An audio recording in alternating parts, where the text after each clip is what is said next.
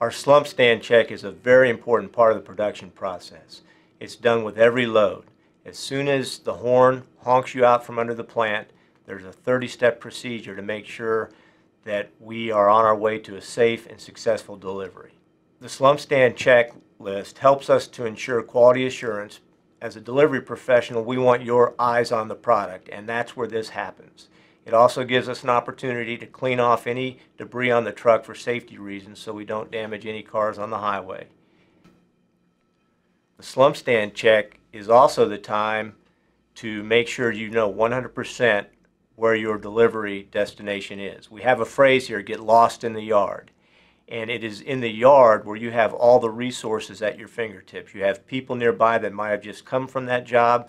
You have an intercom that you can call your dispatcher from. You have wall maps that you can refer to. Getting lost in the yard might take 2, 3, 4, 5 extra minutes before you get to leave, but it can save 15 to 20 minutes out in the field having made the wrong turn. I owe you a better definition of slump. Well, here is a picture of the end of a slump test. Now, this is done the same way regardless of what state you are in the United States. If you go over to Germany, they'll do it this way. They'll just measure it in millimeters instead of inches. What you have here is the cone, the original cone. It's upside down at this point, but it's 12 inches tall. There's a certain way to fill this, and once done, you take this lift off, the cone off. The concrete that started at the 12-inch height falls. Except no one calls it the fall, they call it slump. Slump to me was when my mom said, your shoulders are slumped, sit up straight. Well, that's what they're measuring here. The distance it fell from the original 12-inch height. So you measure over from 12 inches, and this measures 4 inches. So that is the slump.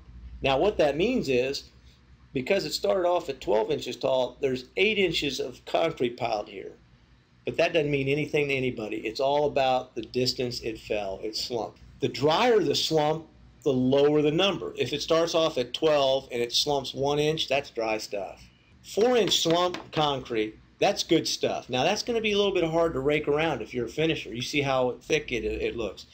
If I'm pouring a driveway, my own driveway, so I care a lot about how it's done, I will let a contractor pour my driveway at a 5-inch slump, which gives them a little more fluidity. But you haven't sacrificed the strength, and it's still very finishable. Whenever you want to change your slump, make it wetter, the rule of thumb is to add 1 gallon per yard per inch you want to change it. So anyway, that's slump.